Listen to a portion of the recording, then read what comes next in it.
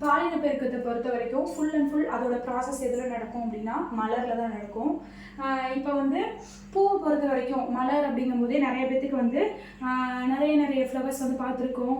அந்த ஃப்ளவர்ஸ்லேயே வந்து நிறைய விதமான வெரைட்டிஸும் பார்த்துருக்கோம், நிறைய கலர்ஃபுல்லாக வந்து பார்த்துருப்போம். அந்த ஃப்ளவரை பொறுத்த வரைக்கும் நம்ம எதுக்கெல்லாம் யூஸ் பண்ணுறோம், ஒரு கோவில் ஈவெண்ட்டாக இருக்கட்டும், ஒரு டெக்கரேஷன்ஸ் இதாக இருக்கட்டும், இல்லை வந்து ஏதாவது ஒரு ஃபங்க்ஷனுக்கு போகிறதா இருக்கட்டும், எல்லா இடத்துலையுமே வந்து இந்த ஃப்ளவரை வந்து நம்ம யூஸ் பண்ணுறோம். இந்த ஃப்ளவரை பொறுத்த வரைக்கும் எப்படி வந்து பாலின பெருக்கம் நடக்குது பிளான்ட்டை பொறுத்த வரைக்கும் அப்படின்னா, இந்த ஃப்ளவரில் வந்து சூழ்முடி, சூழ்தண்டு, மகரந்தத்தாள், புள்ளிவட்டம், அள்ளிவட்டம் நிறைய வந்து இந்த இதில் வந்து ப்ரெசென்ட் ஆகிருக்கு.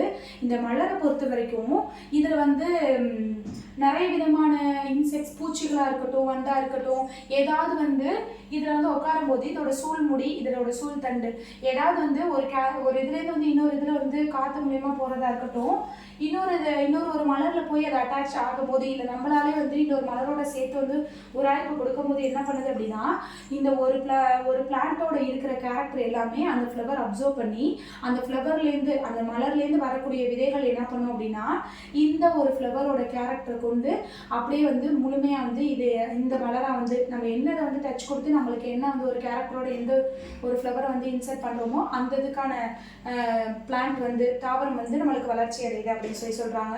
அடுத்து வந்து இந்த இதில் வந்து ஒரு பார்ட் வந்து ஆண் இனப்பெருக்க பகுதி.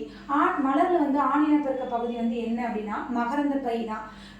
ஆண் மலரில் இந்த ஆண் இனப்பெருக்க பகுதியை பொறுத்த வரைக்கும் இதோட மகரந்த பை வளர்ச்சி எப்படி இருக்குது ஃபர்ஸ்ட் அப்படின்னா, முதல்ல அதோட மகரந்த பை வந்து ஒரு சுவர் மாதிரி அடுக்கில் வந்து தோன்றுது.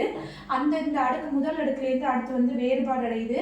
இந்த வேறுபாடு அடைந்ததுக்கப்புறம் அதோட புரசல்கள் எல்லாமே வந்து என்ன ஆகுதுன்னா ஒவ்வொன்றா வந்து உருவாகுது. இந்த புரசல் உருவானதுக்கப்புறம் அதுக்குள்ளே வந்து அது உள்ள செல்ஸ் எல்லாத்தையுமே வந்து பாதுகாக்கிறதுக்காக ஒரு சுவர் அடுக்கும் வந்து என்ன பண்ணுது அப்படின்னா உருவாக்குது. சுவர் அடுக்கு உருவாக்குனதுக்கு அப்புறம் இதோட சுவர் அடுக்குகள்லேருந்து ஒரு விந்து உருவாக்கம் ஒரு படிநிலையா போகுது. எப்படி அப்படின்னா இதோட ஒரு சென்டர் பகுதியில இதோட பிளேஸை வந்து ஆக்குபை பண்ணிக்குது. அடுத்து வந்து இதோட மகரந்த தாள்கள் வந்து 4ஆம் படிநிலை வந்து எப்படி இருக்கு அப்படின்னா, இந்த ஒரு விந்து உருவாக்க படிநிலை உருவாக்குறது வந்து தனித்தனியா செப்பரேட்டா வந்து பிரிச்சு விட்டுருது. பிரிச்சு விட்டதுக்கப்புறம் இதோட விந்து உருவாக்கம் வந்து நல்லா மெச்சூர் ஆகி அதோட மகரந்த துகள் படிநிலை வந்து ஒரு ஸ்டேபிளான நிலைமைக்கு வந்து கொண்டு போய் வைக்குது அப்படின்னு சொல்றாங்க. இதை வந்து லாஸ்ட்ல வந்து இதை பார்க்கும்போது மகரந்த பையோட குறுக்குவெட்ட தோற்றத்தில் பார்க்கும்போது ஒரு வண்ணத்து பூச்சி பட்டர்ஃப்ளை ஷேப்ல வந்து நம்மளுக்கு வந்து கிடைக்குது. இதோட குறுக்குவெட்ட தோற்றம் ஆண் இனப்பெருக்க பகுதியில வந்து மலரோட இதுன்னு சொல்றாங்க. இதை முதிர்ந்ததுக்கு அப்புறம் எப்படி இதாகுது அப்படின்னா, இந்த இதுல என்ன பண்றாங்க அப்படின்னா, இந்த பகுதி இந்ததையும் லாஸ்ட்டாக இது பண்ணிட்டு ஒரு செயின் ஷேப் ஒரு முழுமையாக இதாகாம ஒரு பட்டர்ஃப்ளை இதில் தான் வந்து நம்மளுக்கு இதாகுது. இதுதான் வந்து முதிர்ந்த மகரந்த துகள்களின் குறுக்குவெட்டு தோற்றம் வந்து இருந்தது. இது வந்து ஒரு இம்பார்ட்டன்ட் 3 மார்க்கு. மோஸ்ட் ஆஃப் கேட்குறது வந்து கம்பல்சரி கொஷின்ஸாக தான் இந்த கொஷின்ஸ் வந்து கேட்குறாங்க.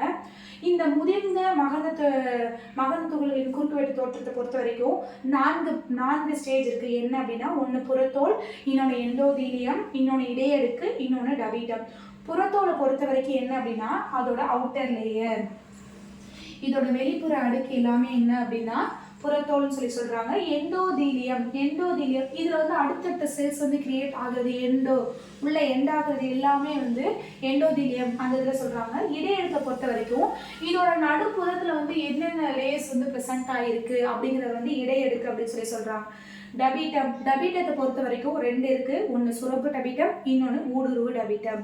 சுரப்பு டபீட்டம் பொறுத்த வரைக்கும் எல்லாத்தையுமே அடுத்தடுத்து சுரந்துக்கிட்டே இருக்கும், செக்ரேட் பண்ணிகிட்டே இருக்கிறது சுரப்பு டபீட்டம். ஊடுருவு டபீட்டம் நம்மளுக்கு தேவையான வாட்டராக இருக்கட்டும், நம்மளுக்கு தேவையான ஏதாவது நியூட்ரியண்டாக இருக்கட்டும், உள்ளே துளைத்து கொண்டு ஊடுருவி வந்து ஒரு மலரை வந்து ஒரு தாவரத்தை வந்து வளரக்கூடியதுக்கான கெப்பாசிட்டி வந்து இந்த ஊடுருவு டபீட்டத்தில் இருக்குது அப்படின்னு சொல்கிறாங்க. இதோட பணிகள் என்ன, இதோட முக்கிய பணிகள் என்ன அப்படின்னா, ஒரு நல்ல ஒரு செடிக்கு வந்து நல்ல ஒரு ஊட்டம் அளிக்கிறதுக்கும், அதில் யூபிஸ் உடலம் அதோட வெளிப்புற அடுக்கு எல்லாமே வந்து நல்ல ஒரு மெச்சூரான ஸ்டேஜில் இதாகி ஒரு ஃப்ளவர் வந்து விரிகிறதா இருக்கட்டும், அதில் வந்து சுருகிறதா இருக்கட்டும், அதுக்கு அடுத்தடுத்த மெச்சூர் ஸ்டேஜ் அதோட முதிர்ந்த நிலையை வந்து தீர்மானிக்கிறது எல்லாமே வந்து இந்த இதுதான். சுரப்பிட பீட்டத்தை பொறுத்த வரைக்கும் நம்மளுக்கு தேவையான மலருக்கு தேவையான வாட்டர் மாலிகுல்ஸாக இருக்கட்டும், அதுக்கு தேவையான நியூட்ரியன்ட் கண்டென்ட்டாக இருக்கட்டும், மண்ணில் தேவையான என்னென்ன சத்துக்கள்லாம் இருக்கோ அது எல்லாத்தையுமே சுரப்பிட பீட்டம் மூலயமா அது வந்து நல்ல ஒரு பட்டியாக ஒரு கட்டையாக தேவையான பகுதியாக வந்து வளரக்கூடியதுக்கு எல்லாருமே வந்து இந்த டபிட்டம் தான் யூஸ்ஃபுல்லாக இருக்குது அப்படின்னு சொல்கிறாங்க. அடுத்து வந்து ஆண் கேமிட் தாவர வளர்ச்சி. ஆண் கேமிட்டோட தாவரத்தோட வளர்ச்சி எப்படி இருக்கும் அப்படின்னா ஒரு ஷூயிஸ் ஷேப்பில் வந்து நம்மளுக்கு பார்க்கும்போதே விசிபிளாக தெரியுது. அது உள்ள வந்து நியூக்ளியஸ் வந்து இருக்குது. அதுக்கப்புறம் வந்து ஒரு இமோஜி மாதிரி வந்து 2 கண்ணு ஒரு மூக்கு வச்சிருக்க மாதிரி அதோட இமோஜி இருக்குது. அடுத்து வந்து அதோட ஸ்ட்ரக்சர்ஸை பொறுத்த வரைக்கும் 2 இதாக வந்து பிரியுது. கீழே மலைகள் மாதிரியும் மேலே வந்து அதோட குவியல் மாதிரி இதாகுது. அடுத்து வந்து ஒரு இமோஜி வந்து எப்படி சோகமாக இருந்தால் எப்படி இருக்கும் அது மாதிரி இருக்குது. இந்த இதை பொறுத்த வரைக்கும் என்ன இதாகும் அப்படின்னா இது ஃபுல்லாக மெச்சூர் ஆகிடுச்சு. ஆண் கேமிட் வந்து ஃபுல்லாக மெச்சூர் ஆகிடுச்சு அப்படின்னா ஒரு கண்ணாடி மிரரை வச்சு நம்ம பிடிச்சி பார்ப்போம்ல, அந்த மாதிரியான ஸ்ட்ரக்சர்ஸில் வந்து இந்த வந்து ஆண் கேமிட் இதில் வந்து தாவர வளர்ச்சி வந்து முழுமை பெறுது அப்படின்னு சொல்கிறாங்க. எல்லாமே என்ன பண்ணியிருக்கோம் அப்படின்னா மலரை மட்டும் தான் பார்த்துருப்போம். அது ஆண் மலரா பெண் மலரா அப்படின்னு சொல்லிட்டு நம்மளுக்கு எந்த இதுலையுமே வந்து டிஃப்ரென்ஷியேஷன் பண்ணி பார்க்க முடியாது. அப்படி பண்ணி பார்க்குறது வந்து இந்த இது மூலியமாக இந்த மெத்தட்ஸ் மூலியமாக தான் நம்ம பண்ணி பார்ப்போம். எப்படி அப்படின்னா பாலின பெருக்கத்தில் வந்து ஆண் கேமிட் இனப்பெருக்க பகுதி வந்து ஒரு மைக்ரோஸ்கோப்பில் வச்சு நம்ம வியூ பண்ணி பார்க்கும்போது தான் இந்த மாதிரியான தோற்றம் எல்லாமே நம்மளுக்கு கிடைக்குது. இது மூலியமாக தான் இந்த இது வந்து ஆண் மலரா பெண் மலரா அப்படின்னு சொல்லிட்டு நம்மளால கண்டுபிடிக்க முடியுது. அது என்னென்ன மெத்தட்ஸ் அப்படின்னா பெண் இனப்பெருக்க பகுதி வந்து சூலக வட்டம். ஆண் இனப்பெருக்க பகுதியில் வந்து ஃபுல் அண்ட் ஃபுல் வந்து நம்ம மகரந்த வட்டம் தான் பார்த்தோம்.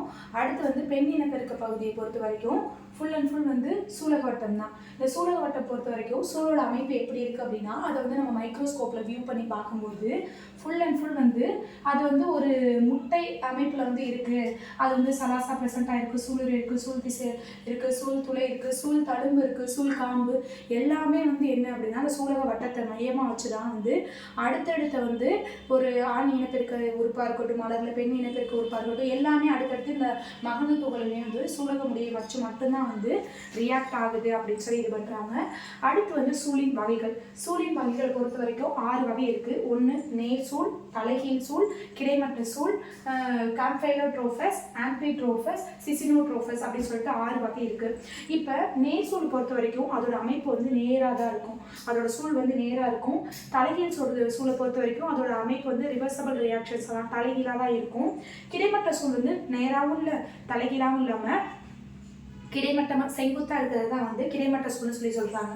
அடுத்து காம்ஃபைலோட்ரோபஸ் ஒரு மாதிரி ஷேப்பே இல்லாமல் ஒரு வடிவமே இல்லாமல் ஒரு ஈவனாக வந்து இருக்கிறது தான் வந்து காம்ஃபைலோட்ரோபஸ். உருவமே இல்லாமல் வடிவமே ஒழுங்கான அமைப்பு இல்லாமல் இருக்கிறது தான் வந்து காம்ஃபைலோட்ரோபஸ் சொல்லி சொல்கிறாங்க. இந்த 4 சூழின் வகைகளை விட இந்த 2 வகைகள் வந்து ரொம்ப முக்கியம் அப்படின்னு சொல்லி சொல்கிறாங்க. இந்த ஆம்பிட்ரோபஸ் அப்படின்னா என்ன அப்படின்னா இதோட நடுப்பகுதியில் வந்து அதோட உட்கரு என்ன இதாகுது அப்படின்னா இந்த குதிரைக்கு லாடம் கட்டுவாங்க அந்த யூ ஷேப்ஸில் அந்த மாதிரி குதிரையோட லாடம் அமைப்பில் வந்து இந்த சூழல் வகை வந்து அமைந்திருக்கு அப்படின்னு சொல்லி சொல்கிறாங்க.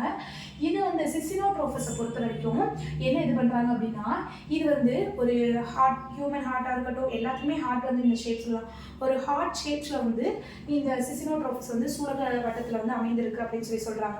அடுத்து வந்து இது வந்து பெரு நுண் விந்துருவாக்கம் எதோட இதுதான் அப்படின்னா சூலக அமைப்பில் வந்து பெண் இனப்பெருக்க பகுதியோட பெருநுண் விந்துருவாக்கம்னு சொல்லி சொல்கிறாங்க. அதில் வந்து நிறைய அமைப்புகள் இருக்குது. இதே மாதிரி வடிவத்தில் வந்து ஒரு அடுத்தடுத்த ஸ்டேஜில் படிநிலை வந்து 7 படிநிலைகளை வந்து ஒரு குட்டியான சின்னது அதுக்கு பெருசு அது மாதிரி அதோட படிநிலைகள் வந்து அடுத்தடுத்து மூவ் ஆகிட்டே போகுது. அந்த இதில் வந்து கருப்பையோட அமைப்பு எப்படி இருக்குது அப்படின்னா எல்லாருமே வந்து நம்மள என்ன பண்ணியிருக்கோம் கோழி முட்டை பார்த்துருக்கோம். எல்லாமே கோழி முட்டை பார்த்துருக்கீங்களா? அதோட ஷேப்ஸு அதோட ஃபங்க்ஷன்ஸ் எப்படி இருக்கும் அந்த இதில் வந்து எல்லாமே நம்மளுக்கு தெரியும். அதே மாதிரியான ஒரு அமைப்பு வந்து இங்கே பார்க்க போகிறோம்.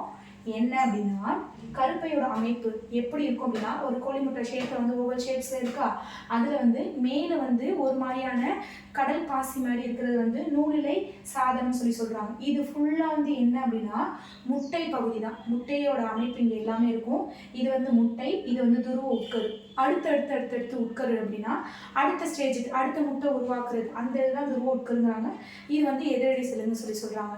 இந்த கருப்பையோட அமைப்பு இந்த படம் மட்டும் ஒரு இம்பார்ட்டன்ட் 3 மார்க்காக வந்து நம்மளுக்கு கேட்குறாங்க. அடிக்கடி கேட்கக்கூடிய கொஸ்டின்ஸ் இது. தேங்க்யூ.